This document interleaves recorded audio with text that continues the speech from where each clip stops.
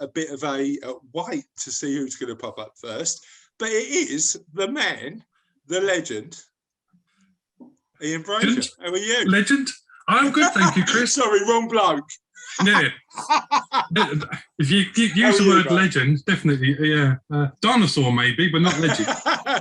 Well, yeah, the T-Rex of the HMB community. How about that?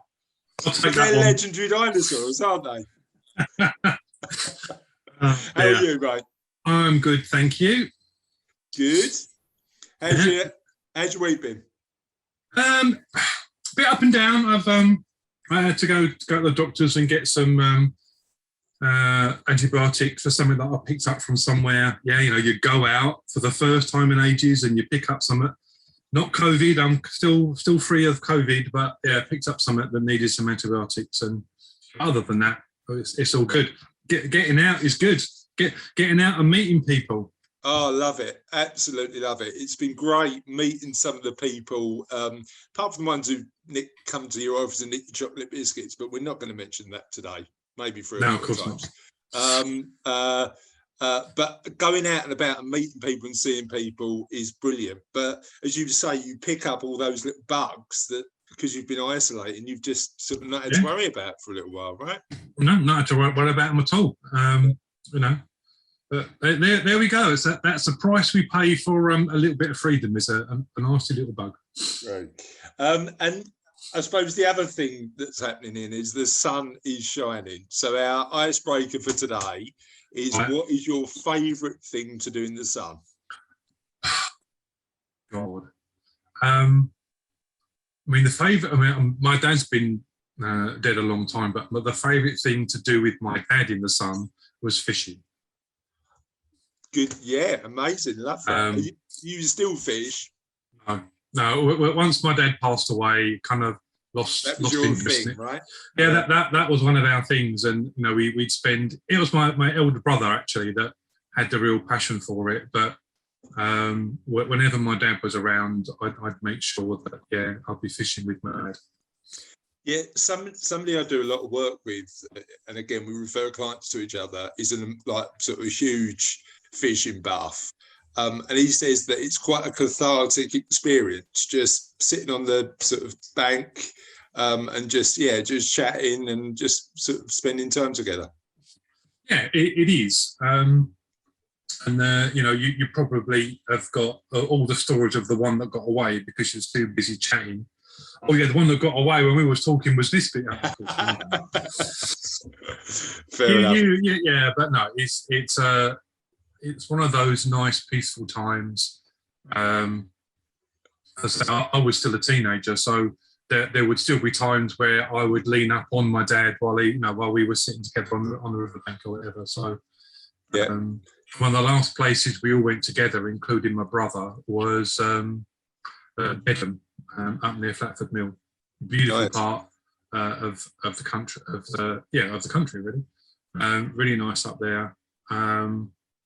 And it is. It's just one of the last places that you remember all the family being together. So. Yeah. It's memories, isn't it? The memories you create, absolutely. are so important. It's creating those experiences. I'm completely with you on that, Ian. Carol, how are you? A little bit rubbish. I had my second jab yesterday, and I'm not. No. You're not feeling it? No, I'm still here. I'm going to be contributing, but just a bit. They did it right around the front as well. It's here. Very yeah. So I had my second jab this week, and it went fine. I mean, after the first one, I think I've said this to on a meeting before. I needed a 3-hour power nap, and I was sort of half looking forward to another excuse to have a 3-hour power nap again. And actually, I was fine. So, it's interesting how it impacts different people in different ways, isn't it? Is it flu symptoms or what? What's going on? No, just a bit. Yeah, just a bit lethargic. Yeah. So, assuming that you're feeling better tomorrow and the weather stays the way it is, what are you going to be doing? we are going to be precisely driving up to Suffolk to see friends that moved up there last summer, just to do that whole escape to the country thing. We know them through their twins are friends with our son, just with another family as well. We all got to know each other and hang out together with a few drinks. So yeah, Perfect. we're going to be going up there, having a barbecue, eating, drinking and being merry. And I think that's what having fun in the sun is all about. It's just families and friends hanging out, because it's just all so much more fun in the sun. So yes, I'm very excited. Yeah, family, friends, great memories, all good stuff. Thanks, Carol. Really appreciate that. Raymond, how are you? I'm all right, Chris. How are you? I'm doing very well, mate. Now, you rolled your eyes when I asked that question. I did notice that. So, are you not a Sun fan, or what's going on? Chris, I am fair-haired, and I went down to Rottingdean on my birthday last week, and my wife was like, "You sure you don't?" No. Came back, I was as red as a cherry. So, no, I love walking in the sun, just relaxing and chilling and everything else. But yes, it's not kind to you. No. I'm sort of a bit olive skinned, so for me it doesn't impact me very well. But if I'm out in it too long, and the problem is I think it's a bloke thing, Raymond. You turn around and go, no, I don't need any sun cream, I'll be all right, and then suddenly you're just like sort of moving, going yeah. And there's not much on here to protect the top either, so same, mate. Yeah, same. I sort of, it's top of the head is always the bit that burns first in my experience. Good stuff. Well, thank you for that. And what's your favourite walk? I either by the sea or through a really nice park. They had really nice park. I love walking through the park. Great stuff. I'm going to come back to Carol because I'm curious on how sort of Martin got on with his challenge. You want to talk to us a little bit about that, Carol? I'm eating crisps. Yeah, it was really good. I don't know if this is him that's just walked in, or it might be our son. No, it's Martin. So yeah, the idea was they didn't want to do the true 3 peaks over 24 hours. They just wanted to take their time a bit more, hang out with as a family, because it was Martin, his dad, his brother and his nephew. And so yeah, it didn't stop, and they absolutely whizzed up and down all three. Afternoon. Yeah, he's here. So. How was it?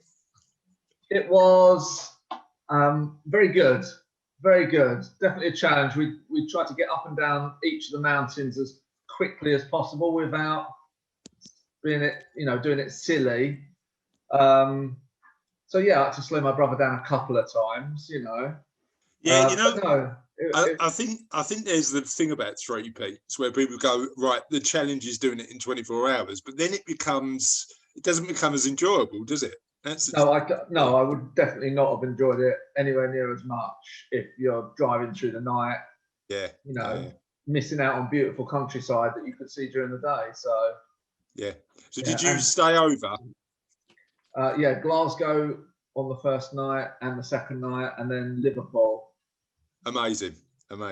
Liverpool is amazing. Anyone who's not been on a night out in Liverpool has not lived or has not seen things. No, nothing happened. But well, look, that might be a conversation over a beer, Martin. But I do love a good night out in Liverpool. You know what? One of my, we're talking about family memories. One of my favourite family memories is taking Charlotte, and we've done it since with Charlotte and Sophie, down to the Cavern Club for an afternoon in the Cavern Club. Just listening to like a Beatles cover band, but in the Cavern Club is a really good experience. Yeah, definitely.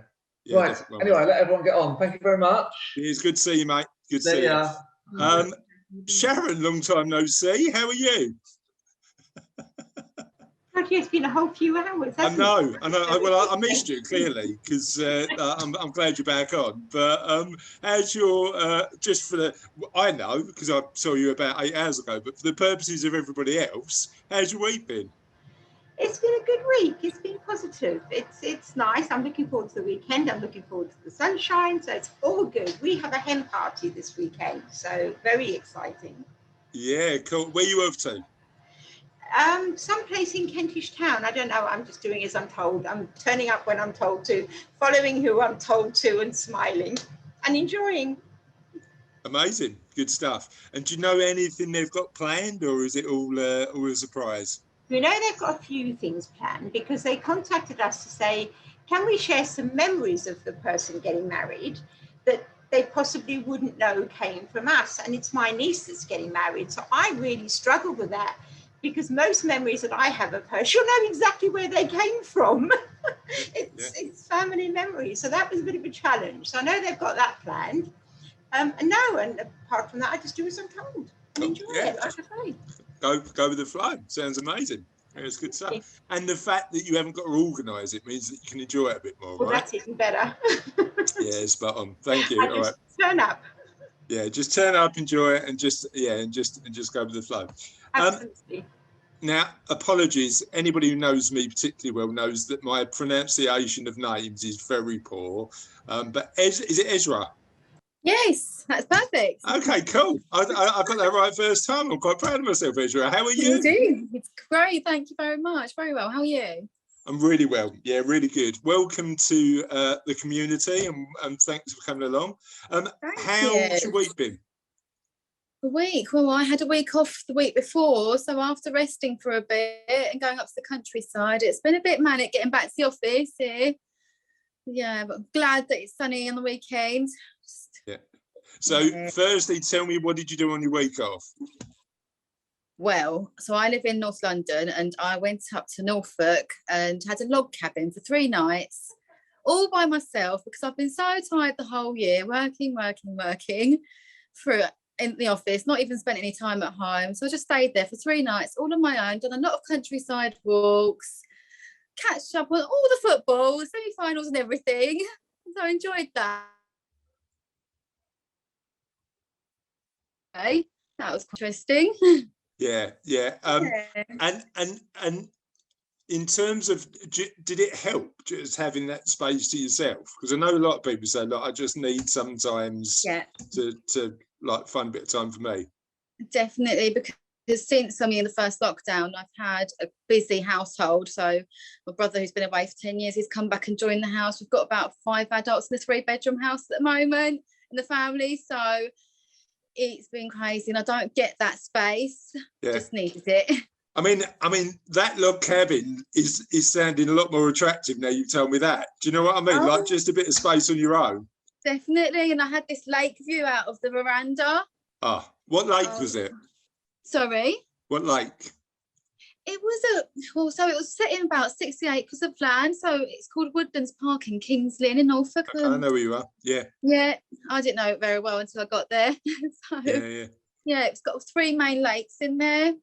Cool. Sounds a lot good. of people use it as a fishing break as well, but I'm not into that. Amazing. Sounds really good. And what are you doing over the weekend in the sun? Anything nice? Well, I'm glad that there's some because I've got another blood test tomorrow. My last one, I had a very, very big deficiency in vitamin D. So I'm going to catch up on a bit of that this weekend, hopefully. Yeah. Just sit in the sun and sort of bring it in a bit. My mum's got a little allotment. I love spending time there. Just take a few books with me, maybe a little bottle of something chilled. Perfect. That sounds amazing. And what are you, last question, what are you reading at the minute? Well, I haven't read for about 2 weeks. I've finished my book. So my dad, he said he's got some surprises for me and he's bringing them tonight. I'm not sure what he's got there for me. There might be some good ones. I'm 3 chapters through Barack Obama's new book, and it is amazing. I'm loving it. I mean, it's a mammoth, so it's like 700 pages long, and you know, with books like that, you're just a little bit cautious to start because you think, it would be. But it's really well written and pretty inspirational. So good stuff from Obama. Thanks, Ezra. We'll come back and talk business in a minute. Chris, Chris, if you're reading Barack Obama's book, when you finished it, read Michelle Obama's book and see what her perspective is on all of the things that he talks about regarding how they work together. Well, but you know what's interesting is number one, I said this to you the other day, Katz, didn't I?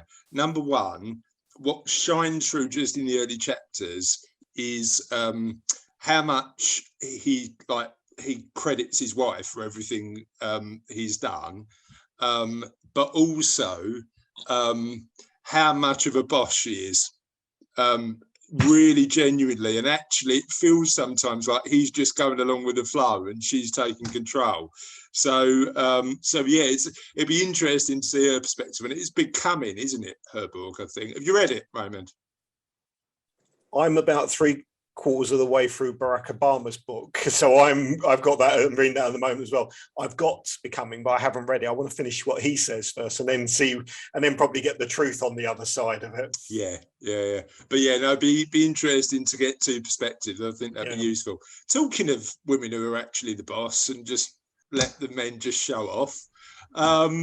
It's Cassie. How are you? You doing all right? Yeah, I'm good, thank you. I was enjoying the peace and quiet of not being around you for the morning, and then found myself here. Oh, you didn't have to come. I mean, I know you want to support Sam. I'm here to support you. I'm here to support Sam. I know. How's your day going? It's a bit more quiet in the office because I'm not there, isn't it? It's very quiet today. Getting quite a bit done. A little bit more probate work, which is not my favourite. Yeah. And yeah, just plodding along, getting things finished up before the end of the week. Yeah. Good stuff. All right. Well, we'll come back and talk a bit of business. I've got Michelle Obama's book as well. Yeah, we've got that, haven't we? Yeah, so you can read it. Yeah, cool. Thank you. Really appreciate the end in the book. Great stuff. Fiona, how are you? Hi, Chris. All right. Good. Talk to me about your week. How's it been? It's been a game of two halves, I'd say. Very busy at the beginning of the week. Lots of kind of networking and finishing off cases, putting them together. And this half of the week, I promised myself I would just chill a little bit. And so this morning, because I was late, sorry, Sam, I was definitely going to make it today. I was going to support you, but I had this prior engagement with my dogs, I'm afraid, which couldn't be missed. So I booked out a field in Harold Wood. Doesn't cost a lot. It costs about 11 quid, and you can hire it out for an hour, and basically they just go ape shit for an hour. And they love it because they can't get let off their leads otherwise. The rescue dogs are very scared. So it's their one chance every so often to just go absolutely mad. And they love it, and I love it. And what's the field normally used for? It's used for dog walking. So it's 6 foot high walls, basically, so nobody can escape. There's gates, there's a padlock that you lock yourself in. There's a little car park. If you want the link, I can give it to you. It's a lovely place. It's just very, very peaceful. Nobody around. You know, it's just very nice thing to do for yourself and the dogs. I mean, our dog is actually all right, like pretty well trained. And if I go out for a run, he'll run next to me, unless swans and ducks are involved, and then I've lost him. He's gone. He's doing his own thing then. It's the green hue that comes over dogs, isn't it? When they see something they want to eat. Yeah, and just water as well, which just like sort of he loves a little swim. Does Dexter every now and again. All right, thanks, Fiona. We'll talk a bit of business as we go through. And last but definitely not least, it's Sam. How's your week been, Sam? It's me. Yeah, crazy busy because I'm trying to finish up as much as I can before my kids break up on Tuesday and all hell breaks loose, and I have a lot less time to concentrate on work. So as much as I can get done before Tuesday is going to be great. And then what I have to do is fit in bits here and there when I've got them at holiday clubs and things, and I don't have them always at holiday clubs, maybe a couple of days a week, and I'm doing stuff with them other times and we're away as well. But yeah, it will be definitely slowing down over the summer, so hence this week's been crazy to try and get loads just out the way first. And I mean, this field sounds all right. I mean, you're thinking of using it for your kids, aren't you? I saw on the chat. They need to let loose. Also, I've noticed they're coming home very, very tired now. I think they're ready for the break. So yeah, field, whatever, I can let them. But we are actually going also to Norfolk the first week of August. We like going to Norfolk. My mum has a little holiday cottage there, so we take advantage whenever we can. And she's right on the north coast. So my thing, we're talking about summer, my thing is beaches. My happy place is being on a beach. So if I can be anywhere near a beach, I'm happy. So I'm hoping the weather's going to be good like it is now, and I can sit on the beach and the kids can play, and it will just be very relaxing. Yeah. And what's your favourite beach? Probably the one we like the most in Norfolk. We go to Brancaster Beach quite a lot. Holcombe Beach is also very nice. But we're also then at the end of the summer going to Somerset for a few days. I'm looking forward to discovering some new beaches that I've not been to before. My favourite beach is Lunan Bay up in Scotland. I think that you need to like sort of like they've built some stairs now, but it's still a little bit less accessible than a normal beach.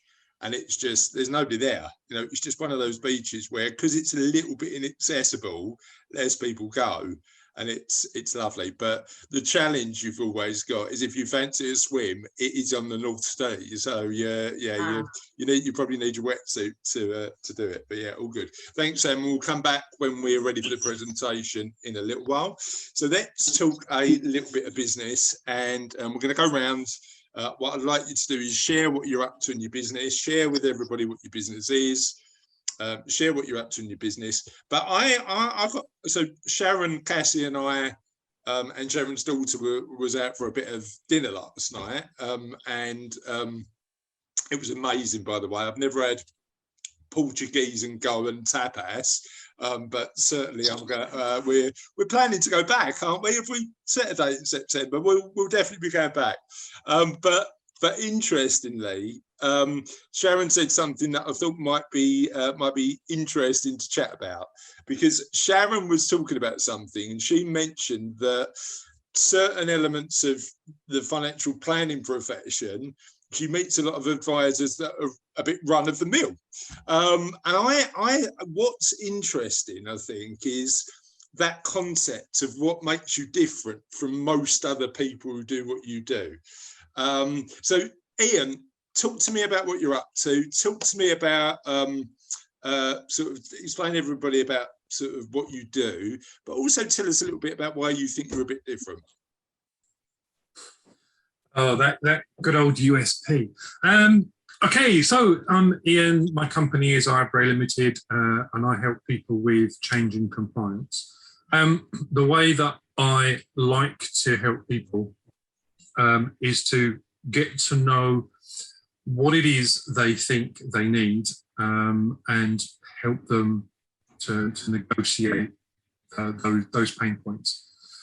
I don't have very many, I don't have any actually, pre-made courses. Yes, I've got, if you like, textbooks by the score, but you don't ever see them.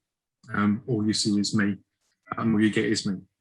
And I think doing things in reverse order, that's the thing that's different with me, is you never see what is behind me. You just see how I interact with you, and work through those issues that you've got.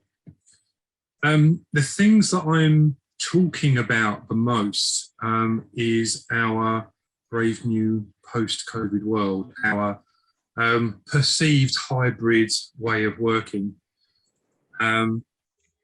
And lots of the discussions that I'm having at the moment is how do I comply with something when it's not written in law? And the crazy thing is, funnily enough, it is written in law, because you've got the Employment Rights Act, you've got the Health and Safety Act, and you've got all of the best practices as well that come out of things like CIPD, ICAEW that tell you actually what you need to do. It's just that because there's no precedent at the minute, people don't want to move. But the truth of the matter is, if you want to move to a hybrid working solution, you're going to have to look at changing people's contracts. That's very easy. But people are very nervous of doing that. But if people want a hybrid working arrangement, then they should be happy to have a new contract. You know, and it's things like that. How can they create then their internal policies to support that? And that's the piece that people are really nervous about.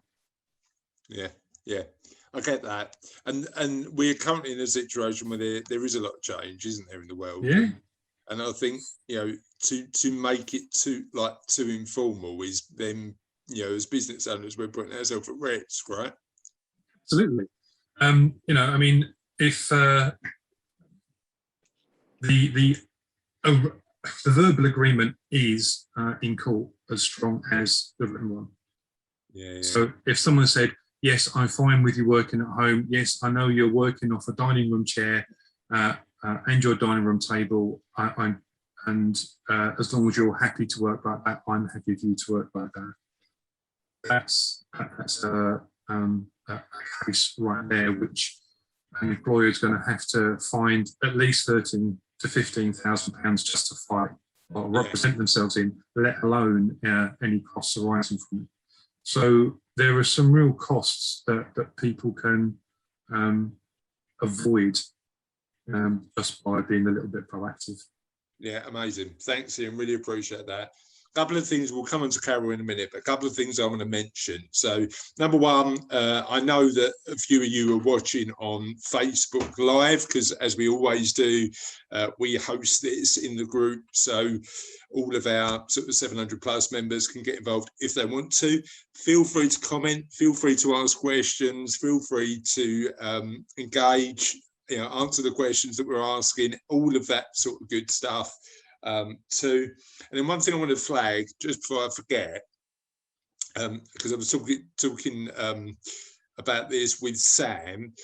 Havering Means Business is working currently with the guys who are currently building the new connection from Essex to Kent over the next couple of years. So they're planning to build effectively a tunnel that goes on the east side, about 8 miles away from the Dartford Bridge, towards Essex, between Essex and Kent at the moment. And we're going to be running an event with them to be confirmed in September and October. Now, while we're running an event with them, they're really keen on procuring at least 40% of their suppliers in all sorts of sectors from the local economy. So I'm really keen to make sure that we engage with them, so that the more Havering Means Business members we can get winning contracts with that sort of decent sized contract, the better. So more to come on that soon, but I just wanted to make sure I gave you the heads up in terms of that. Carol, tell me about your business. Well, I know about your business, but tell everybody about your business. What's going on in your world at the minute and what makes you unique? Yeah, I think most of you know us. We're Martin and Carol from Door to Door. Door to Door is a franchise, and we cover the Romford and the Hornchurch postcodes. We also cover some out of Havering. We've got all of the IG area and in that direction. And yeah, it's just making us really, really busy. We're getting, can really see businesses coming, you know, back to life and feeling like investing. We're getting quite a few big quotes to do at the moment. People want to go big. Or have got the big plans, and then we can help them scale down a little bit depending on their marketing budget. But yeah, I think it's a good indication that everyone's getting out there and getting back to things again. And in what sectors are you getting most demand? I'd made a little note to mention about residents' associations, political parties. They all used to have volunteers doing their leaflets, and then I never quite got to the bottom of it, but it's something along the lines of that volunteers couldn't work during COVID, so we picked up quite a few that way. And just this week I've had a residents association and a political party both wanting the same area, but because we've done all that before, we can work to their maps rather than our maps, so we can do, you know, like a specialist drop for them.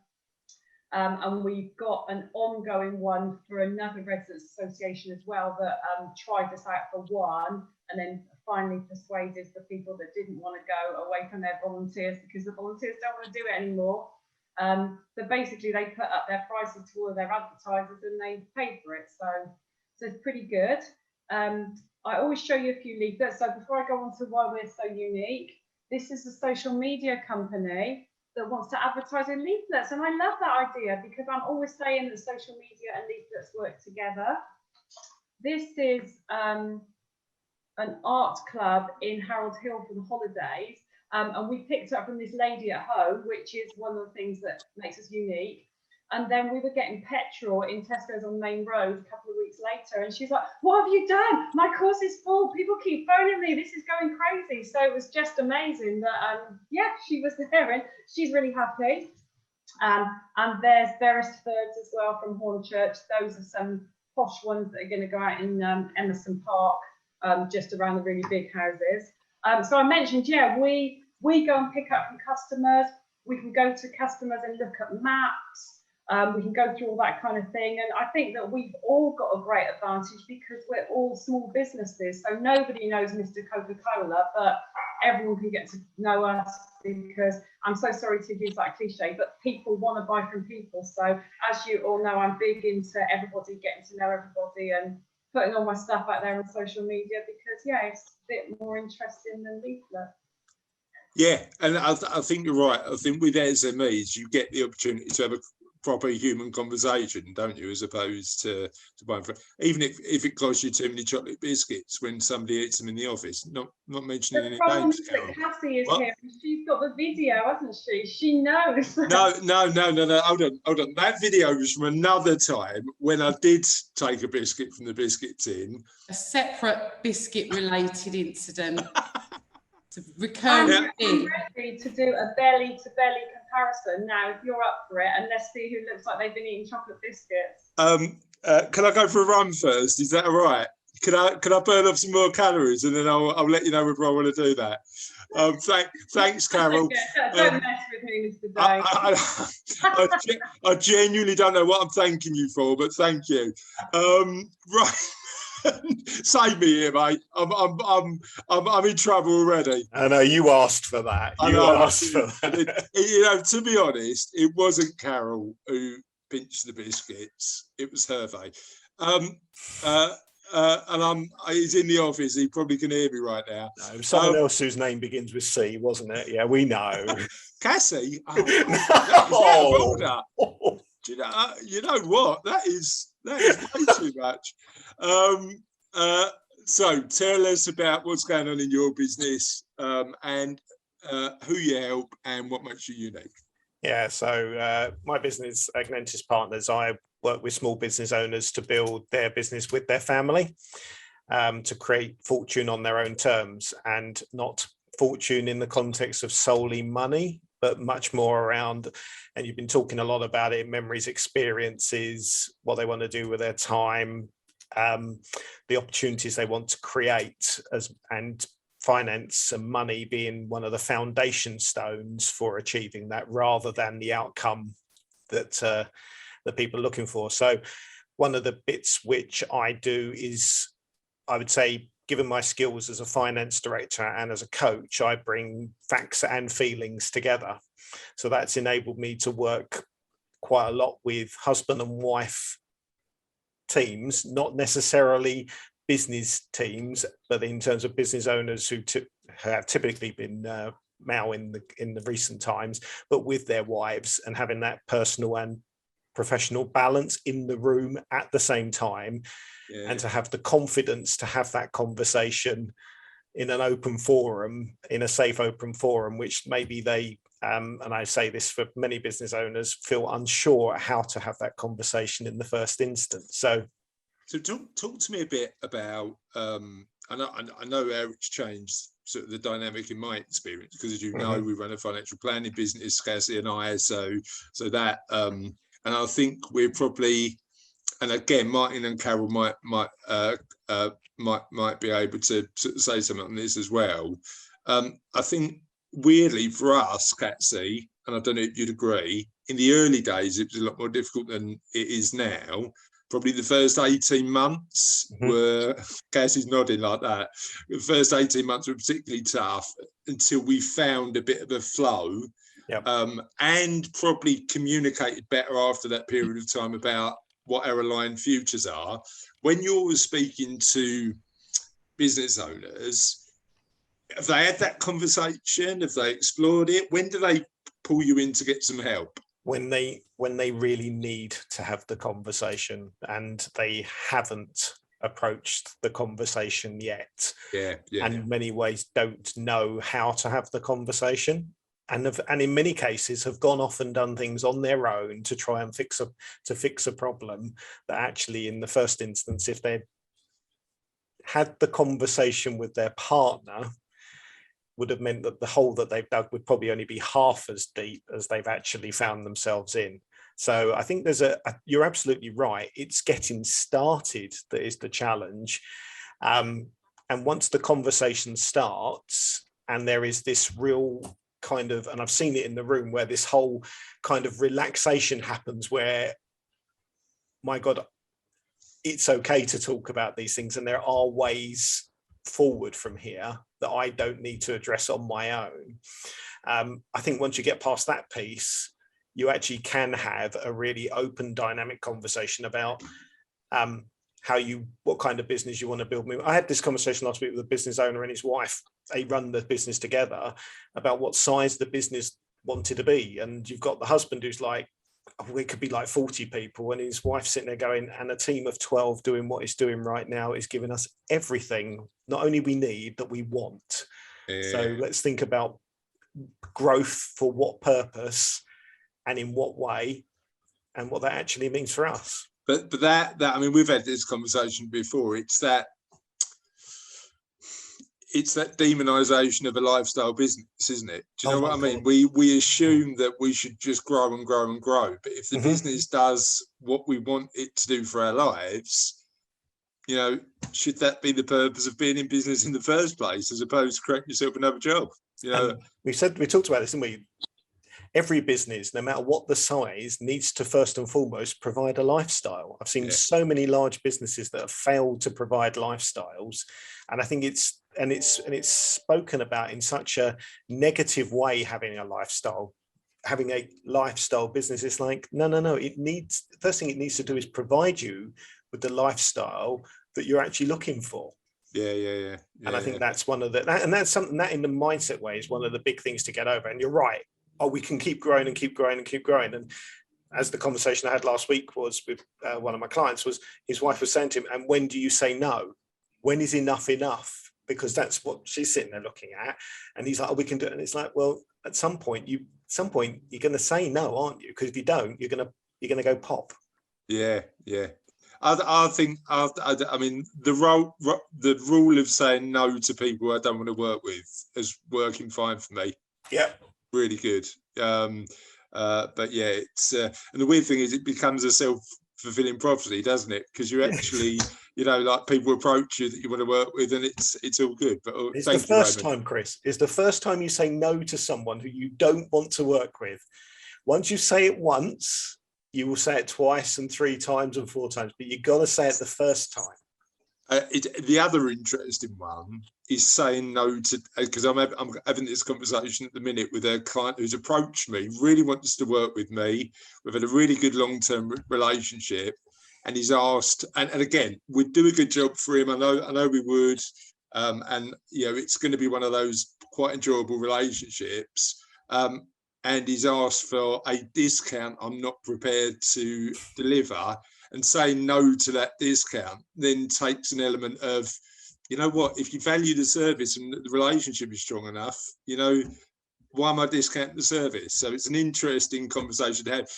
Probably more difficult when the personal relationship is closer, which it is in this regard, but something you need to be firm on, I think. But there's one thing I have found, Chris, in that context is, I'm sure when you mention that to Cassie's sitting there going, you don't need to do it. And I think sometimes as business owners, we kind of feel that we have to do that on our own. And actually, when you talk about it, and you talk about it with, and sometimes in a larger business, might you have a business partner, but in many small businesses, the partner is the partner. Yeah. And if you just talk about it in terms of, look, I've got this challenge, more often than not, that it is true that a problem shared is a problem halved. And actually, we have spoken about it, Kaz, haven't we? Yeah, quite a lot. So yeah, it's an interesting one. Thanks, Ryan, really appreciate that. Ezra, tell us a little bit about you, what you do for a living, because you're new to the community, and what makes you unique. Hi, hello everyone. So it's the first time I'm here, and I'm actually very new to the area as well. It's only been about 3.5 months I've sort of started working in Essex. I'm a solicitor, especially housing and family law. So I was joined Madison Peak and LP based in Romford. I'm one of the more junior solicitors in the department. So we've got another 3 amazing ladies here who've got a wealth of experience. So I was always working in small high street firms in North London where I live. And it's been amazing for me. So it's moving up to a medium-sized place, and I've got a whole load of experience I can benefit from. I mean, I've always had a particular interest for family matters involving children, but then I wanted to go into the financial side of the breakdown as well. So I'm getting a lot of that over here, and we see the area is very new to me as well. So it's all been a bit of a challenge. Okay, so you work in family law. Yes. So what did you do before? Oh, well, so I've been qualified for about 5 years. I spent 3 years doing personal injury. Okay. And decided I didn't want to do it. So I retrained at my last firm, which went really well because, I mean, I was thrown in the deep end a bit, just started, and I'm like, oh, you're going to court tomorrow. I'm like, oh, okay. Where? What do I do? Where do I sit? How do I address the judge? I had none of that experience. So it's been amazing. I mean, now I'm sitting there doing all my advocacy myself on children's matters. And since lockdown, they've been remote mainly on the phone, CVPs. I only went to court physically in Romford 2 weeks ago after 1.5 years. And how was it going back to sort of live court appearances? It was very weird because I felt I wasted a lot of my day. There was that, but it was like ghost town in court. So where I was in London, the local courts were usually for Barnet, Edmonton, Central Family, in Holborn, and it was always busy. You'd never find a room to have a consultation with a client when you get there first thing in the morning. So I managed to book 2 rooms in Romford when I got there. Yeah, it was really ghost town. So yeah, it's just a completely different environment. And what is it about family law you love?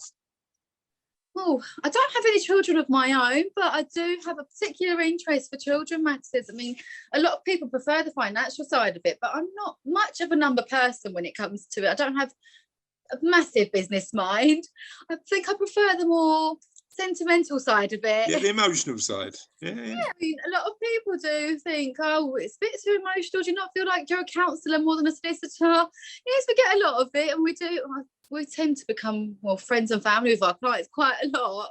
But you know what's interesting, and I think I don't know whether this has changed over time, but sort of professional services, I think, isn't just about the numbers. It's also about the relationships and the having the emotional intelligence to help people manage their and from your perspective, it's law. From us, it's making sure people are never going to run out of money again. Whatever you do, whatever aspect you're going to deliver, you need to have the emotional intelligence, because humans don't make 100% logical decisions, do they? It's some of it is Yeah, when you're it's especially in family law, you don't really take a very much of a harsh approach, and a lot of people sometimes see it like litigation when you're going to court, but that's not the point. That's why we've got mediators everywhere that we work with to try and not make it reach that point in the first place. And I've also come from a legal aid background where I was doing a lot of work for very low fees, so that's obviously brought the emotional side to me as well. I do miss that because we don't have legal aid over here. but that does sort of give the satisfaction of taking the numbers out of it, the chargeable hours and the billable hours and everything, and just actually trying to help. Yeah. It's a shame actually, because legal aid, one of my best friends was a legal aid lawyer. He works for the financial regulator in Guernsey now, but you know, that's a tough market to help people now because of the changes that have been made, right? Definitely. I mean, about 5 years ago when I was doing the training, it was much easier. So we're on low income, particular benefits, part-time employment, it's just automatic. In family, you now have the merits element to satisfy, and you have to be a victim of domestic abuse. Yeah. So if you've not been beaten black and blue or abused, then you're not entitled. And yeah, no, it's difficult, isn't it? Well, crazy, thank you for coming along today. Welcome to the community. Hopefully you're going to enjoy the meeting, and hopefully we'll see you soon. So let's talk, otherwise we're going to be in a lot of trouble if I don't. Cassie, how are you? Tell us a little bit about you, your business, and what makes you and us unique as a financial planning firm. Put me on the spot now. I wasn't prepared today. So I think we know everyone here, and everyone knows what we do. But aside from the work that you talk about a lot, when I'm out networking or speaking to people, I tend to promote the protection side of our business, which a lot of people don't know that we do, as well as the financial planning in respect to pensions and investments. So I've picked up a couple of new clients this week. One, hopefully, thanks to Sam, that I'm booked in for a meeting with on Tuesday, just to review the plans that she's got now that she's getting divorced. So I've got that coming up next week. Studying for protection exams as well, which I'm hoping to take before the end of August.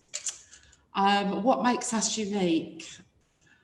I think we tend to have a bit of a different approach, and we focus more on the long-term relationship with our clients, and, you know, really get to know our clients before we even speak about money or pensions or life insurance, because at the end of the day, that's what our business should be about, isn't it? It's not about making people the most money or anything like that. It's about making sure that they can achieve the lifestyle that they want.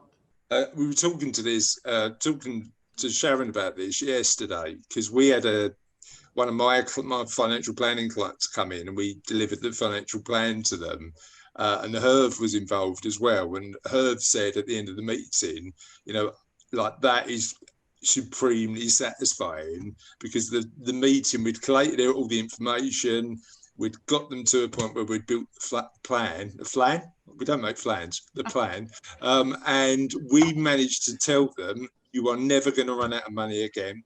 So the choices you can make in your life have now expanded. And the look and relief on that individual's face. And he said, well, actually, Chris, I'm not going to plan to give up work immediately, but knowing I can gives me the options to live the life the way I want to. And actually, weirdly, even though we're chartered firm, technically qualified, really good at all that stuff, that's the part of the job that I love, you know, giving somebody a message to say you can change your life in a particularly fundamental way. But yeah, and from your side, it's about making sure families are looked after, isn't it? Yeah, definitely. We had this conversation before, Sam and I, with someone else. There's nothing sexy about talking about, you know, life insurance and critical illness cover. There's no way I can make it, you know, exciting really, but just the fact that people know that that side of their life will be taken care of in some sort of way, and they haven't got to worry about that. I'd agree. There's nothing sexy in the product, but there is something quite attractive about complete peace of mind. Yeah, definitely. That's far more important than anything else, isn't it? 100%. All right. Thank you, Cassie. Really appreciate that. Fiona, how are you? Tell us about what you've been up to, and tell us what makes you unique. Okay, well, like yourself and Cassie, I specialise in pension investment work. What makes me unique? Now, let's talk about pension investment work first. I like to talk to my clients about ethically investing their money in a range of ways, and a range of green, from light green all the way through to dark green, pure ethical. I think that's the way forward. There's 3 trillion in pension funds just in this country, and if 10% of us put them in green funds, we'd be in a lot better space environmentally. So in terms of that, I think we're all going to, as financial planning firms, going to have to offer that. It's going to be the norm. So in terms of what makes me different, so I was in social welfare law for a number of years, more years than I care to remember. It was very stressful. It was very, it prepared me a lot for life in terms of, I don't think there's anything I've not heard situation-wise, how people have suffered. I've taken people by the hand through the court process, got results for them, and that's been wonderful. But in terms of stress levels, huge. And I think if you are in law, you've got a shelf life if you're in an area of law like that before you just need to retire, have a break. So Ezra, you've got my utmost admiration. That's how long I can carry on for. Well, I used to train trainee solicitors. They used to come with me to court. So I used to have a county court desk in Lambeth County Court to do repossession. And this would literally be the first time they'd come into court. So they were quaking and shaking. Yeah. And literally that would be the first time and probably last time they would ever go to court, because a lot of these, I call them kids, that's really condescending. They used to go back to huge magic circle firms like Clifford Chance and Linklaters, and they'd never get to court again. So yeah, and I used to do a desk at Barkingside Mags as well for council tax, usually at the point where people just about to go to prison, which wasn't pleasant. It was really. How do you think that experience in law, and particularly in areas that weren't particularly pleasant, informs the way you work today? I just think it makes you grounded, completely level, and it makes you relatable, because you've kind of been there in every scenario to every person at whatever level. So I'd be with quite posh people who'd got into trouble with their debt. And I'd be with people, council tenants, who just couldn't afford to pay the council tax, or people who come here from another country and weren't getting any benefits, because that's a misnomer. You get benefits if you come to this country, you get zero. And they just couldn't afford to pay their council tax, which they were expected to pay. Ridiculous. I feel very passionate about the unfairness and injustice in society, and I think when I see something like that happen, it makes you want to be there for somebody. So I have a strong sense of what's right and what's wrong. And I think you're right. I mean, thank you for the support you've given Cervelo Building Ours, Cervelo for Good proposition, which we've just literally launched with our clients, and we've got a couple of clients who have moved over to those portfolios. But I think the stat is that if you invest your money in the right way, you have 10 times as much impact as changing your lifestyle. So investing your money in the right way does have a particularly positive impact on the world. So yeah, certainly something that everybody should consider. Thanks, Fiona. I really appreciate that. Sam, how are you? Talk to me about business and what makes you unique, and please feel free to go straight to your presentation. So obviously a lot of it is going to be covered in the presentation, but just before I do that, is to say I often get told that I am a very unlawyery lawyer, which I kind of take as a huge compliment, because I know when people think about lawyers, a lot of the time they're not thinking about people like me and Ezra and formerly Fiona. They're thinking about kind of stuffy, kind of, you know, people in suits that are very kind of elitist and formal and kind of boring. And I pride myself in being none of those things. And I always try and do my meetings with a smile and a laugh. And people say, I quite enjoyed that meeting. I wasn't expecting to do my wheel and like find it quite fun, but that's how I like to approach it. But you know what's interesting? I think professional services as a whole have got a reputation that you're super serious when you do this sort of stuff. But you know, one of the things that I appreciate when we are seeing clients is coming along and saying to somebody like you or somebody like us, I've got a problem and I need help, is one of the bravest things you can actually do. Particularly, and weirdly, my experience with it is that it doesn't matter how much money you've got either. You know, we've got particularly wealthy clients who come along and go, look, I'm sort of there, but I need some help in clarity. If we can make that experience less intimidating and more pleasant, why shouldn't we?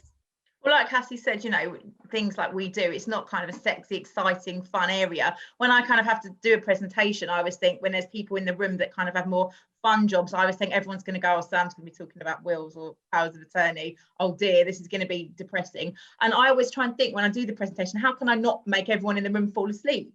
Because that isn't the intention, because it relates to everyone. But, you know, yeah, a lot of people have a lot of fear and a lot of worry when it comes to these subjects that you and I and quite a few of us deal with. And I think you can carry on and you can buy into that, or you can just take that element out of it and just make it as relatable and straightforward as possible. And just for me, I feel like my job is to take the pain and the fear out of that process for people and take them by the hand and kind of make it something that's not as scary and overwhelming as they thought. But I think the other thing is, all right, removal of fear might not be sexy. Financial independence might not be sexy. But it is, as humans, something that we all aspire to achieve, right? Indeed. Okay, I'll let you. I'm going to shut up now. Shall I start my presentation then? Ta-da! Okay, I'm going to share the screen. I hope it's going to work like it did when we practiced it. There we go. Oh, hang on. Is that the first slide? I don't think it is. Hang on. Let's go back. Why isn't it working? There we go. There we go. Now you can see my lovely children. This is about 2 years old, this picture. But essentially, this is me and this is my family. Is my reason I'm doing the job I'm doing now. And it is, well, like my reason for everything, really. So my husband, Lee, that was actually taken on his 40th birthday, and he's yesterday turned 42. So there's a context to that. And my 2 children, Mia, who's just turned 8, and Summer, who's just turned 4. So that's a bit old, but yeah, that is us. Anyway, here we go. Let's tell you a bit about me and how I ended up doing what I do now. I wasn't always a lawyer. Here we go. Some people may already know this who know me quite well, but actually, when I went to university, I did an English and media degree, and I did a lot of journalism and a lot of student radio when I was at university. And I actually had a dream of working in the production, either radio or kind of TV broadcasting area. That's what I wanted to do. Law wasn't what I wanted to do then. I'd have thought, it sounds very boring. It just wasn't my thing. I got a lot of work experience when I was at university, and off I went after I finished my degree in 2002 when I graduated at Birmingham University. I went off and I went into about a year, I'd say, of working in the TV industry. I worked for the BBC, I worked for MTV, I worked for quite a few different, quite well-known companies. But actually, after spending a year in the industry, I found it wasn't a job that suited me at all. It was a lot, I guess someone's just finished university, there was a lot of fun, there was a lot of partying, there was a lot of hard graft. I kind of looked at people that were 10 years older than me and the lifestyles they were having and thought, do you know what, when I'm 32, I don't think that is a life that suits me. There was a lot of instability. It's looking for the next job that comes along. And, you know, I'm sure a lot of you would imagine what the kind of the world of the media is like. It's not necessarily the friendliest, kindest place. There's a lot of dog eat dog and backstabbing, and it's not necessarily a meritocracy. And all the jobs I got, I kind of got to know people and kind of networked, I guess, and people would offer me the job because they'd get to know me and like me. But I just thought, I don't like this industry. And though it's been fun, I think I just feel inside me, it's just not something that resonates with me in the way I thought. Off I went traveling, by the way. It doesn't say that, for 7 months around South America with my best friends. Bit of soul searching time, and then thought, I still don't know what I want to do. What's the driving passion? I need that, and I don't know what it is. So I tried a few things. I tried a few hats on, essentially. I tried recruitment for about a year, and again, I just found that a bit too dog eat dog for me. And then I ended up working in the charity sector for 5 years, which I really did enjoy. I've always been involved in kind of fundraising, just in my personal life. I like to be able to help local charities. And then I ended up working in a fundraising department for about 5 years. What happened while I was there ended up setting my future course, because actually I had a very unpleasant boss. And, you know, I ended up looking into a lot of employment law to be able to deal with this unpleasant boss, who I didn't realise at the time, but it was essentially bullying and harassment in the workplace with the way he was treating me and other members of the team. So I looked into a lot of law, and I thought, I quite like employment law. This is very interesting, and I quite like the way that it's using my brain. I'm constantly researching into things, so I'm not going to get bored, but also it's helping people. And I quite like that side of being able to help people and not just serving myself. And I hear a lot of people in this group have spoken about that, and that's what I realised, that I actually want to do a job that I really enjoy doing, but I also feel like I'm serving a greater good and helping people. So I think I want to do employment law, I thought at the time. I couldn't just jack everything in and go to law school though, because at this point I had a mortgage. I was 29 years old when I started my law degree. I was 29 years old. I was engaged to my now husband. And yeah, we needed the money that my job was bringing in. So I found out I could go to the College of Law in Bloomsbury, and I could do a part-time course over 2 years. It was a full Saturday and Sunday once a month, and that is what I did. And I loved it, and I applied myself to that degree more than I ever did with my first degree when I went to university, which was more about the social side, let's face it, within the studying. I loved it, and I thought law is definitely, I found my thing. I love it, and I'm going to go and do some employment law. That's my thing. There I was applying for training contracts and doing the thing everyone else was doing. But bear in mind, by the time I finished, and also I did my LPC, I should say at the same time, I did my LPC to become a solicitor. I was applying for training contracts, and then I'd got married by this point, and I want a family. Hang on a minute. I want to start this law degree, but at the same time, I want to start a family. And I guess if I was 10 years younger at this point, straight out of law school, my career could have taken a completely different path, because I was at this point, and I said, right, let's apply for things, but at the same time, I want to, you know, see if I can have a baby, because I don't know how long that's going to take.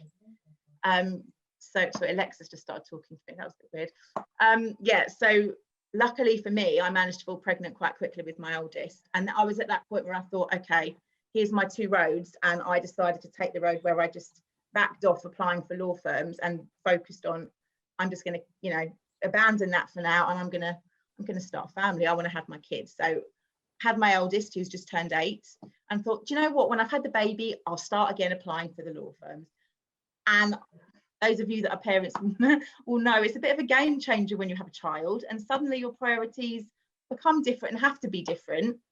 And then I had to look at my plans again and think, hang on a minute, what's actually going to work now? Can I actually work in a law firm and work really, really long hours, when actually I've got a husband who works for an advertising agency and works really long hours, and I don't have family around necessarily that can do all the pickups and childcare and things for me. So I live in Essex now, but originally I'm from North London, and my mum still lives in North London, so she's not round the corner. My in-laws are both still working, so I need to be able to do school pickups and things. How's that going to work? So this is how I ended up going into this direction rather than the kind of traditional law route. So a friend of mine said to me, you know, there's other options out there apart from going to work for a law firm in a city. And I said, like what? And she reeled off a few things, and will writing was one of them. And I said, that's a thing.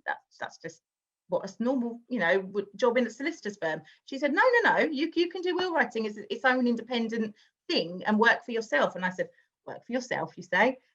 Oh, this sounds interesting. Someone that's always wanted to work for themselves. And since my experience of having that horrible boss, I've never had a boss since, and I don't ever really want to have a boss again. I thought, this is very appealing. So off I went and did my research, and I found, yes, I could set up my own will writing business, which meant I could actually be doing what I wanted to do, helping families, talking to real people. I could work the hours I wanted to work. This ticks all the boxes. The only thing was, you know, I wasn't a solicitor. So I thought, I can't do that, surely. Then I found out, okay, yes, anyone can be a will writer technically. And there's probably a lot of people out there who are giving advice and not giving the best advice without the best training. So I went off and found out about the Institute of Professional Will Writers, who like to model themselves a bit like the SRA. So we had to do a 3-day intensive will writing course to get in, and an exam, and I have to do CPD hours every single year and be insured, amongst lots of other regulations they have. So I feel that even though I'm not a solicitor that works in a firm or regulated by the SRA, I can offer similar assurances to my clients that they're going to get a certain level of professionalism from me and protection through the insurance as well. Plus, I've also got the law degree and the LPC anyway, so I've got a certain level of study and training. But what I didn't know, when I went to do my with a 2-year-old child, I went to do my 3-day will writing course up in Leicestershire. Day one, I was told, did you know, if you don't have if you have children under 18 and you don't have a will, if anything happens to both parents, they could be taken away by social services. I didn't know this. No one ever told me this before. They don't tell you this when you have children, and nor was this covered in my law degree. So I went home and panicked and said to my husband, I think the first clients need to be ourselves. And that kind of is what has formulated my business ever since, because I was going out talking to nursery parents and later school parents, and I was at the baby groups and come up in conversation, and people would say, oh, I know I really need to do a will, but I just haven't got round to it. I don't know where to start. It's overwhelming. There's so many things to think about. And that's what kind of made the correlation to me. Hang on, I'm in the best position here, because not only do I have the training, I'm a parent myself. I've been through this process. And the more I sit and talk to people about it, they say, oh God, yeah, that's true. Okay, can you help me with mine? And that is really what formulated my business. Is I thought, do you know what? I can help. I can really make a difference here. There's a lot of parents I'm meeting with that know they need to do it. Or once I tell them that otherwise their children could be taken by social services, they think, yes, I really need to do it. But they're not doing it for some reason. They're like, oh, I haven't got the time to go to a firm and deal with it. And it just feels a bit overwhelming. I said, it's okay. I can come around to your house in the evening. I can sit with you and chat with you. Now it's obviously over Zoom since COVID, but it was always going around to people's house, having a cup of tea, making it very, very relaxed. People's kids would be in bed, or sometimes they would come down and say hello, but that didn't matter. They would be relaxed home from work in their own living room, and they felt very relaxed about it. And that's what I started doing nearly 6 years ago now. And I thought, this is something I can just keep a toe in the water. And then when my kids are older, I can go and get a proper law job in a proper law firm. This is just a little side hustle, I thought, to keep me going. 6 years ago, it's my full-time business, 5 days a week now, and the business is still coming, and I feel very lucky that it's become what it has, because I absolutely love it. And I love every single day that I can help people, and they turn around to me and say, thank you so much. You've taken something that we've been putting it off for years. We were really worried about it. Every time we read up about it, it just felt really overwhelming, and we were really scared actually. And actually, we'd come to you sooner, because it was actually quite a straightforward, pleasant kind of process. And we didn't really think we'd ever be saying this, but actually it was quite a fun meeting. So it's a fun meeting with me. There's me and my oldest little monkey there. So those of you that don't have a will or haven't done one for a while, why would you want a will? Why do you need a will? Some people say to me, I don't have anything. Why do I need a will? So yes, if you do own property, you should have a will, so you can make sure it goes to whoever you want it to go to when you pass away. Particularly if you're not married, it's particularly important, because under intestacy law, which is the law that the government has decided who should get everything if you don't have a will. Your partner, if you're not married, is not your next of kin, so they wouldn't get anything from you unless you co-own a property. That would probably end up going to them, but apart from that, they wouldn't get anything else. So you really should have a will to make sure your partner can inherit from you. Again, if you're getting married or getting divorced, that's often why people come to me to do wills. If you have a will and then get married, any wills you've had previously to getting married are automatically cancelled as soon as you get married. So really, really important, if you've recently got married, get a new will done. Or if you haven't got married yet, I can write something in the will that says, we're planning on getting married and then this will won't be cancelled. Great. So you don't have to wait till you get married. You can get it done before. Getting divorced, obviously, same reason. You're probably going to want to change a lot of things, including taking out your spouse. So another reason, again, to get your will changed if you've got divorced. Starting a family, I've obviously touched on this. It's a big motivator for me, and a lot of my clients are parents. So the reasons they want to get their will done is to, number one, make sure guardianship, that's the most important reason for me. Make sure your kids have guardians if anything happens to both parents. And secondly, you want to make sure that if you're leaving your children your hard-earned assets, you want to put the right trustees in charge of their trust fund, and you can also decide the age they inherit, which would be 18 if you didn't specify. That fills me with horror, the idea of my children inheriting at 18 without me around.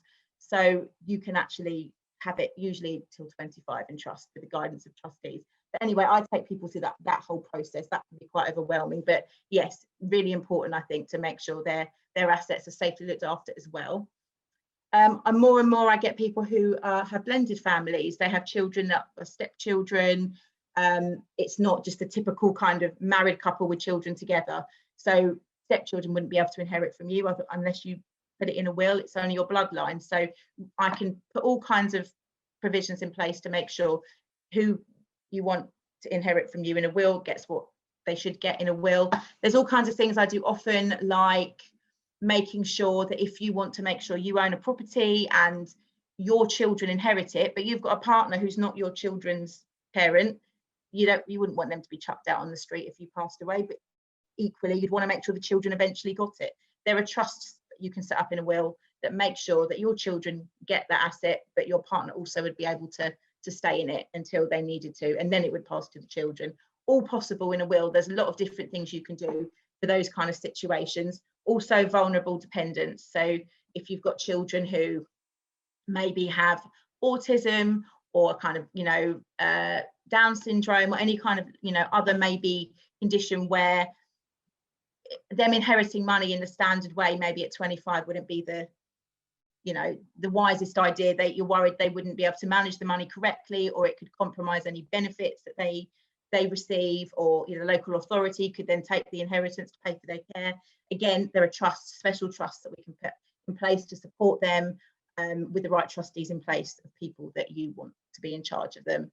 And obviously any gifts you want to give in a will, you might want to give money to charity, you might want to give certain personal items to friends and family, and not leave it up to chance with who's going to argue about things after you're gone. If it's in a will, it's legally binding, so you can make sure whoever you want to get certain items are there. And I guess in general, not having a will, I have people that come to me and say, I didn't think having a will was that important, but I've just been involved in a family member who's passed away and there was no will, and the whole process without a will was so much more complicated. So we now know how important it is to get a will, because it just helps those people that are left behind. You're just doing them a favor. You're horrible time, when people are grieving. A lot of us have been through it, but you don't want to give an extra headache on top of it, of having this nightmare of having to go through the probate process without a will. It's like I would say it's like an instruction book. It's like not having a will would be like kind of picking up your IKEA flat pack and realizing the instructions aren't in there. You may figure it out in the end, you probably would, but it's going to be a lot trickier in the meantime. Whereas if you've got that instruction book, it tells you step by step exactly what you need to do, and at the end of it, it's going to turn out the way you want it to. So it's so important to have a will, even if you think what I've got is really simple, it will just go to those who should have it anyway. It may not actually. It may not automatically go to those who you think it will go to. So having a will, make sure that it will, everything you want to pass on goes to exactly who you want it to go to, and it's less likely to be any legal problems afterwards. any problems that your family have to mop up, and try and cut down on horrible heartache that they might have to go through otherwise when they're already dealing with any kind of trauma. I don't know how I'm doing for time, Chris. Probably 3 more minutes. Yeah, I was going to say, I hadn't planned to cover powers of attorney today, and I didn't know how much time there'll be left anyway, but anyone that wants a quick overview about powers of attorney, I can do that in a couple of minutes, and I can talk separately about that to anyone that wants to know. I'll tell you what, Sam, what we'll do, let's see if we've got any questions, Okay. because normally, there's a lot of stuff that comes out in questions that tends to be really useful. Fiona, have you got a question? So what can we do about our businesses, Sam? Can we give them to anybody in our wills? Well, I guess, Fiona, it's like, I sense a whole, I know the answer, but I'm going to ask you. It depends what type of business. If you're a sole trader business, yes, absolutely. If you want anything to happen to your business, if you want to give anyone the stock, if you want to give anyone anything, you need to put it in your will, because you and your business are one and the same, to be honest. Your executors have the power to close down the business automatically. So if you've got a limited company, your executors can close down the business. However, things to be aware of with a limited liability partnership or a limited company is your business is a different legal entity to you. So it will have its own kind of instruction book. And that is when you've gone to Companies House, and whether you're aware of it or not, you automatically generate something called the Articles of Association.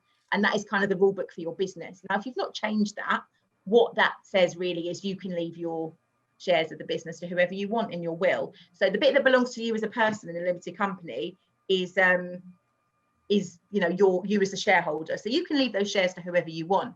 But it's really important to know when someone owns a business whether they already have changed their Articles of Association, or if they've maybe prepared a shareholders agreement where it says something different already, because that will take precedence to whatever it says in your will, because that is more the instruction book for the company. So particularly if there's more than one shareholder in a company, they could possibly have had an agreement drafted that says the other shareholder would have the first rights to buy out, the next of kin. So you need to be aware of that. So I always check with people when we talk about businesses, have they had their own Articles of Association drawn up? Is there a shareholders agreement? Is that something that's already in place? Because otherwise, whatever I put in a will may be null and void, because that Articles of Association will take precedence.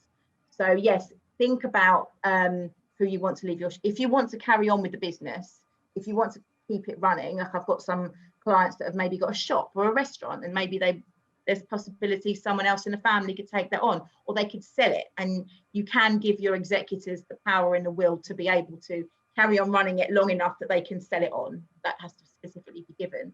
But certainly that can be done. But it's just, it's really important to know what is already in place and what the client wants to do. And more often than not, actually, if it's someone like me, it's just me, it's a limited company. But if I died tomorrow, my husband's not going to suddenly decide to draft wills, because he doesn't do that.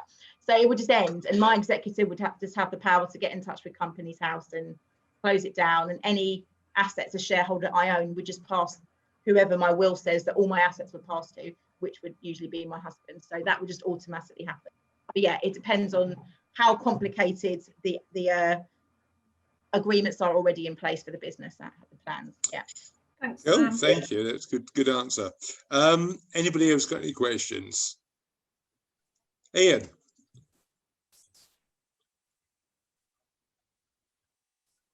My mouse control is bad today. Sorry about that. Yeah, so you mentioned about people who may not be married and wanting to have their partner live in the house until they pass away or whatever. That's a life interest trust, isn't it?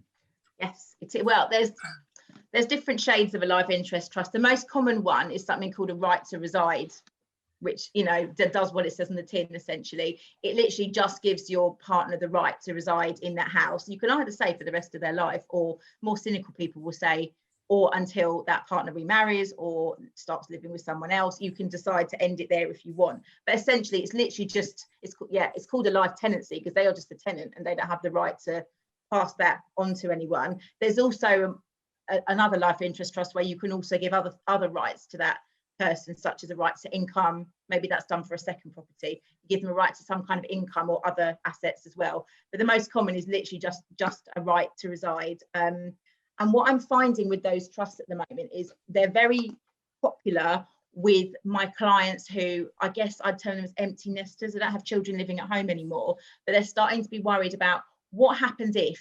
And the what happens ifs are either I pass away, my spouse remarries, and then they end up leaving the whole house to the future spouse or stepkids, and my kids end up getting cut out. Or what happens if someone goes into care, one of them goes into care, and then the whole value of the house ends up being lost to pay for care fees. And again, a life interest trust would help with both of those scenarios, because essentially, without getting into complexities of it, you can co-own a house as something called tenants in common, which means you have 50% of the house each. And on your death, you can leave that half of the house to your kids in trust, but give your partner the right to reside in it. So that means your partner doesn't technically own it, but they can still stay in it. That would mean if the partner is the sole survivor and then they get taken into care, for example, the government can only commandeer the value of their half of the house, because the half of the house of the parent that's already deceased is already earmarked for the kids. They own the equity, so that's already saved for them. So things like that are quite helpful, and people know about this now and are reading about it and are really clued up and actually come to me and actually specifically say, this is what we want, because we've heard this can help with such things. I suppose one important thing to mention there, though, is the impact on the potential inheritance tax liability of trusts. So you've got to make sure that you're not losing the residential nil rate band by gifting it to a trust, potentially, instead of gifting it to your kids. So there's a good thing about the life interest trust is because if you're married, the initial interest is still, for those that don't know, I'll backpedal. Anything you pass between husband and wife on death is automatically inheritance tax free, as long as you're married, because you're kind of seen as one legal entity. So people worry about, well, if I put it into a life interest trust, surely that means I don't qualify for that exemption. As long as the initial interest, which is a life interest, is passing to your spouse, it still qualifies, and the kids would not have to worry about inheritance tax till the day the partner passed away and they inherited. So actually, all those kind of inheritance tax allowances you would still get with one of those trusts. Okay, cool. Any other questions? No, all good. Okay, great stuff. We're talking about tax. You killed it by talking about tax. Everyone's falling asleep now. I know. All right, thanks, Can I Sam. ask a question, Chris? Of course, Cameron, yeah. Because just going back, Sam, to what you were saying earlier about businesses and articles of association and the like, what advice do you give your clients where they don't have those securities in their company association, in their articles of association and the like? Because I know many business owners who don't think about the fact that what would happen to the shares they own on if they were to pass away, and the pressure and what would happen to those shares with their partner or not. What advice do you give coming in from the other side? Yeah, no, I agree. It's really important, and I always cover that for that reason. Exactly. If when we're talking about assets, because I always go through that. What let's talk about what you actually own and what we can do with it. If someone says they have a business, the first thing, is it just you? What would happen if you were to pass away? Would it just finish? If there is usually more than one, and even if there's not, and they say it's just me, and I say in the future, possibly, if there's more shareholders in the future, you may want to think about, and then I will exactly mention that scenario to them and say, look, like right now I'm in that position too, but one day I've thought about this, if I end up having other shareholders in the business or other people involved, you've got to think about that scenario where, you may end up being in business with someone's spouse who doesn't want to be bought out, and that spouse gets involved in the business and has the voting rights attached to it. And suddenly you're in business with someone you didn't want to be in business with, and it can be a bit messy, and people go, and I've actually, quite near the beginning of my career doing this, someone who was in a partnership and didn't have a partnership agreement. And I went, what? And then I explained to them all the things that could happen if they didn't have a partnership agreement, including someone running off and taking everything, and it's not protected, and you really should and I gave them all the advice, and they looked horrified, and I said, well, look, this isn't something necessarily for the will, but I really think you should go and talk to a commercial lawyer and actually sit down with they said, I need to have a conversation with my business partner. I said, yes, you do, because this, again, conversely, they might be worried about you doing this to them. Same thing, you know, so they could be in the same position. I really recommend that you sit down and you air all that out and you get something drafted into place that will protect the both of you.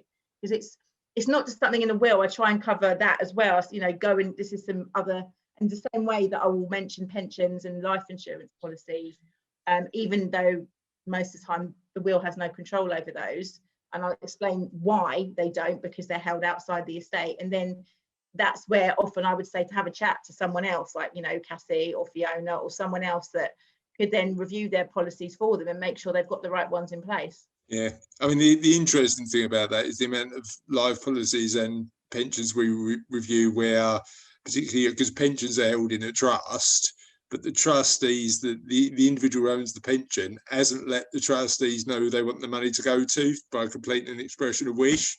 And it's a completely free document that you can do to every pension that you've got.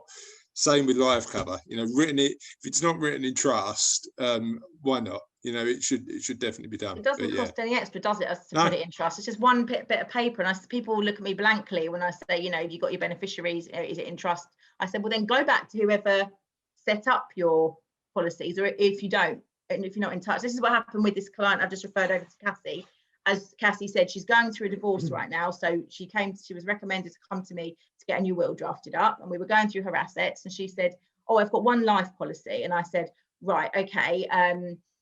I said, and do you know who's noted down as the beneficiary? I'll probably still my ex-husband. I said, right, well, the will's not going to be able to change that. And she looked horrified. And I said, yeah, you need to go back to your IFA and make sure that's changed so that your ex-husband is no longer the beneficiary. And she said, well, I don't know, this is someone that set this up ages ago, we're not in touch anymore. And I said, I've got a lady you can talk to. So that's why. She had no idea. She thought the will would sort all that out and didn't realise the policies and the pensions held outside the estate. So it doesn't touch it. So at the same time, someone's reviewing their will, they need to also review the things that you guys deal with as well. Cool. Thanks, Sam. Really appreciate that. Really good, and loads of things to learn. So appreciate that. Right, let's do wins of the week. We'll start with Ian. Ian, talk to me about what your highlight of the week's been. Mine's a personal one this week. We've been trying to lose weight. Well, this week is the first time in about 4.5 years, I'm 15 stone something. Oh, well done. Well done. Good stuff. Really, really chuffed. And what's the secret behind it, Ian? What have you been doing? Cheese. Well, not eating cheese or eating cheese? No. I was eating too much and I cut it out. I'm glad you said that, mate, because the cheese diet doesn't sound like a particularly good way to lose weight. But well done, mate. That's great work. Carol, what's your big win of the week? I don't know if anyone's seen the Havering vaccination buses around, but we're in talks at the moment to be doing leaflets for that in various areas. It's all quite involved because obviously it depends on the statistics as to where they go. And take the bus. So interesting stuff. But I'm so sorry, I'm going to rush off because my kids are home from school and they're all desperate for lunch. So I'm so sorry, everyone, not to hear your wins. But I will see you really soon. Great win. Raymond, talk to me about your win. Bye. Honestly, I'm glad to have got through a whole week with no challenges and actually feeling like I'm actually back in the saddle a little bit. Good. Pleased to hear you back, mate. And long may it continue. Sharon, talk to me about your win. So my win actually involved Carol, but she's escaped. My win was having a chat with Carol about some leaflets that we're going to be doing. Cool. So we just need to push that forward now. Amazing. All right, good stuff. Ezra, what's been the highlight of your week? Oh, you're on mute. Ezra, you're on mute. Now, I know that was the most amazing win ever, but I didn't hear the first 2 minutes of it. Ezra, you're back. Yeah. So let's pretend that 2 minutes didn't happen, right? What's your big win of the week? Well, it's going to be personal again. I had a flat tire and I managed to change it all on my own. So I was very proud of myself. Nothing wrong at work so far as well, because every single week we have something cropping up that's unexpected. So you have to leave everything aside, deal with that, deal with a lot of things. So it's been very pleasant so far. Fingers crossed. So a good week and a change tyre independently. Lovely. That's an amazing win. Really good. KSC, what's your big win? I'm not sure I've had a big win this week. I've had lots of little wins though, but I'm excited about the next coming week. And number one, we got to have dinner with Sharon last night. Number two, we're going bowling for a little bit of healthy competition with some of the other guys tonight. And then I'm going to see Rebecca Ferguson at Boysdale's on Thursday. And then I'm going to Cornwall. Yeah. So just lots of nice stuff coming up. Loads of good stuff coming up. Yes. Really, really exciting end of July, start of August. Fiona, what's your big win? I submitted my CPD audit. Woohoo, it's out the way. That's the second time in 3 years. I think that's really unfair, don't you? Yeah, I mean, I had a CPD audit when I was going through chartered, and our CPD obligation is 35 hours. In that particular year, I did 250 hours of study because I was studying for chartered, and they said, "Can you prove it?" I said, "Well, I'm doing the exam through you." So clearly, me passing the exam is me proving it, isn't it? So yeah, did it pass? Don't know yet. They're holding me in suspenders. And probably next week I'll hear. So yeah. Oh, and I put my accounts in as well. Cool, good stuff. Right, so that's it for another Havering Means Business Does Lunch. Enjoy. Oh, Sharon, have we done your win of the week? We have, haven't we? Yeah, I did. You can have two, but I thought I'd forgot you for a minute. Thank you again for being here at Havering Means Business Does Lunch. Have a lovely weekend. Enjoy the sunshine, and I will see you in the community soon. Bye.